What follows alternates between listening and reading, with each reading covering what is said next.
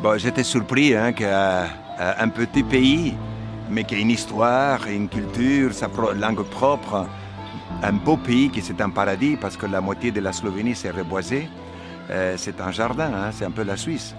Ce pays m'a proposé encore une fois, pour la deuxième fois, au Nobel de la paix. Moi j'ai dit, le gouvernement, ça veut dire qu'ils ont vu dans cette œuvre humanitaire aussi en même temps une œuvre de développement durable.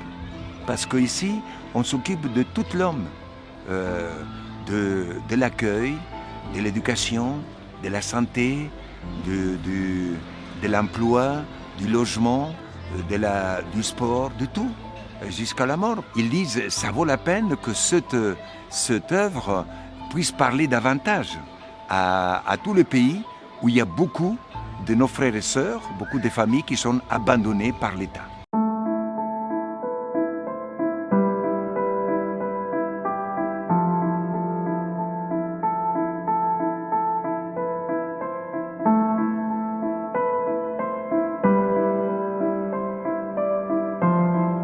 Mais nous-mêmes, nous comptons sur notre propre force. Nous comptons sur le travail qu'on fait ici, sur les enfants que nous sommes en train d'éduquer ici. C'est ça. Nous ne comptons pas sur les autres.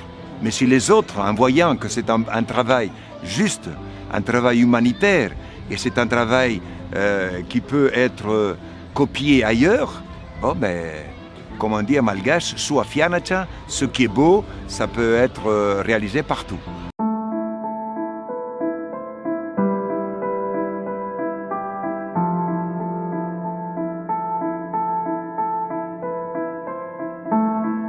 La paix, moi je pense que quand ma vie de prêtre, ma vie d'être humain, c'était toujours unir les gens. Unir les gens dans le respect mutuel, dans leurs différences, dans le partage. J'ai toujours rêvé, et quand je suis devenu prêtre, mon programme de prêtre c'était tout être humain, c'est mon frère et ma sœur. Tout être humain, sans exclusion, ni de race ni de religion. Je les croyais à l'époque, quand j'avais 27 ans, 200%. Aujourd'hui, après 45 ans de prêtrise, je les crois encore à 98%. Ça veut dire que je suis revenu dans le monde du réel et que je crois toujours. Tout homme, c'est mon frère. Toute femme, c'est ma sœur.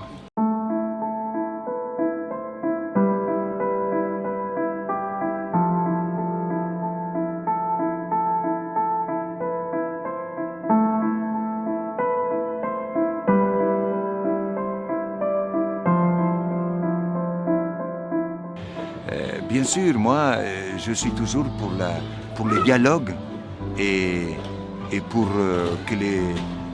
qu'on se respecte et on respecte la démocratie. Mais partout dans le monde aujourd'hui, la situation est difficile à cause de cette pandémie du Covid-19.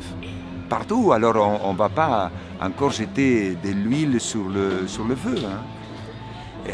Je ne crois pas qu'il y ait des gens qui vont aider encore Madagascar si nous risquons une autre crise. Moi, je pense que personne n'a intérêt à enflammer la violence, à créer la violence. Parce qu'à Madagascar, je vois qu'ici, il y a quand même la liberté de s'exprimer. On peut s'exprimer. Moi-même, je me suis exprimé dans tous les régimes. Quand était président Ratsira, quand était M. Zaf, quand était M. Marc Ravalomanana, quand était M. Heri, quand était notre président actuel, je me suis toujours expliqué. Et je pense que tous les politiciens, ils ont pu dire des idées différentes si ces idées-là peuvent aider la population.